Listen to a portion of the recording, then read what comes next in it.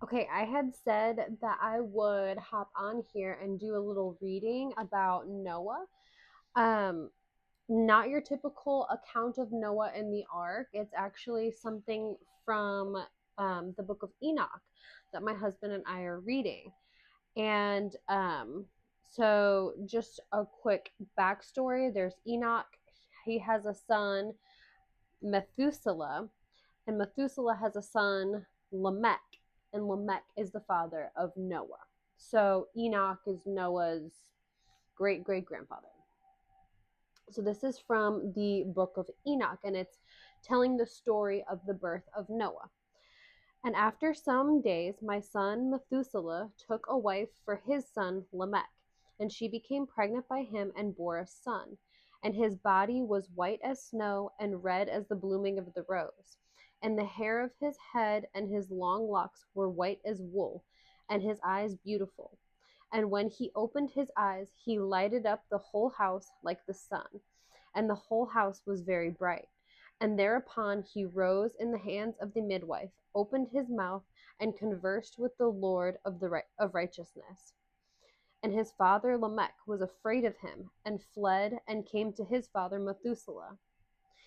And he said unto him, I have begotten a strange son, diverse from an unlike man, and resembling the sons of the God of heaven. And his nature is different, and he is not like us. And his eyes are as the rays of the sun, and his countenance is glorious. And it seems to me that he is not sprung from me, but from the angels. And I fear that in his days a wonder may be wrought on earth. How interesting. And if you read a little bit further, you understand that what the depiction that's given about his birth is a literal depiction, not his eyes lit up the room like we would say about a baby. It literally meant his eyes opened and filled the room with light. And that he spoke with God. And I think it's interesting because Lamech notices right away that Noah is special and he's going to do something very special in his lifetime.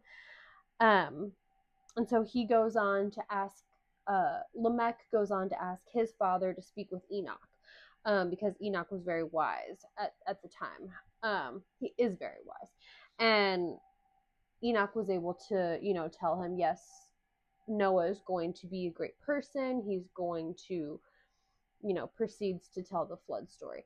So I thought that that was such an interesting little bit, because the only little tidbit we get about Noah in the beginning of Genesis 6 just talks about him being a righteous man, the only blameless person living on earth at the time, and he walked in close fellowship with God.